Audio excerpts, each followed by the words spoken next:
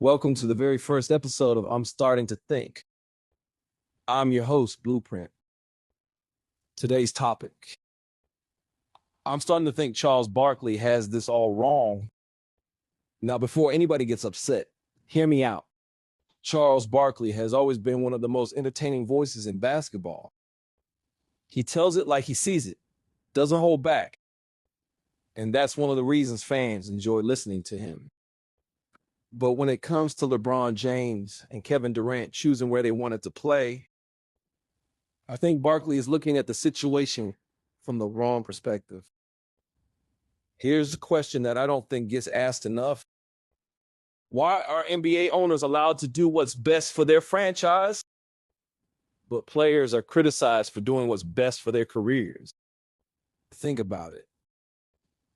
The moment a front office decides a player no longer fits its plans, that player can be traded.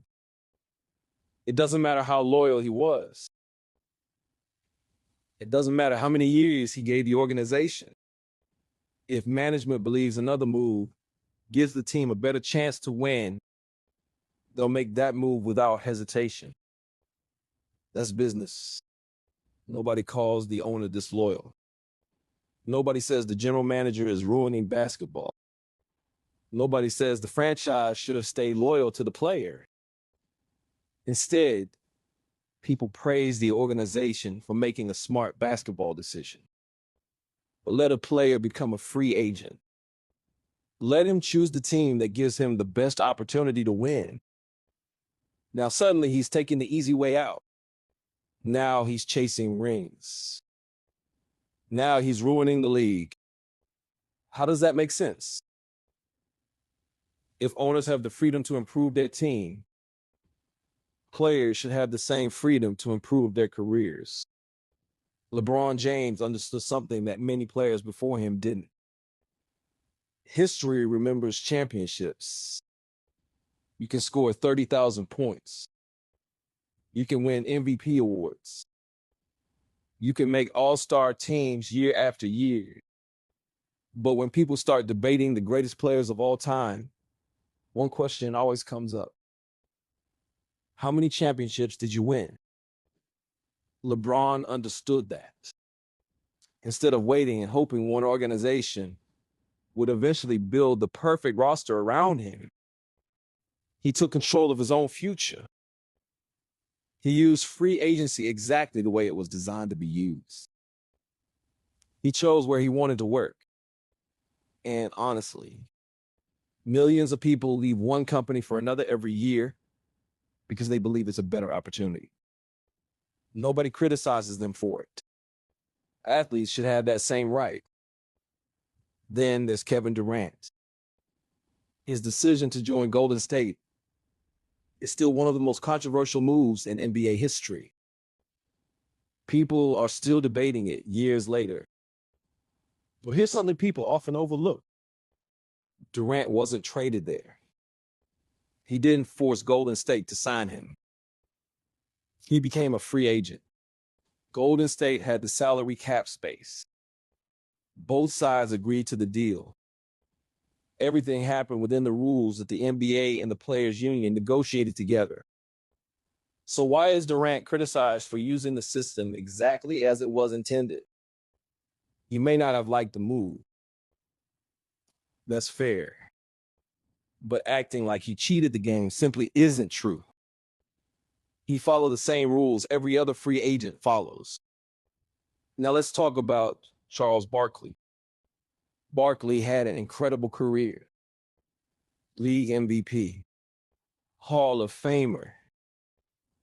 One of the greatest power forwards the game has ever seen. Nothing can take that away from him. But he also knows what it's like to retire without an NBA championship.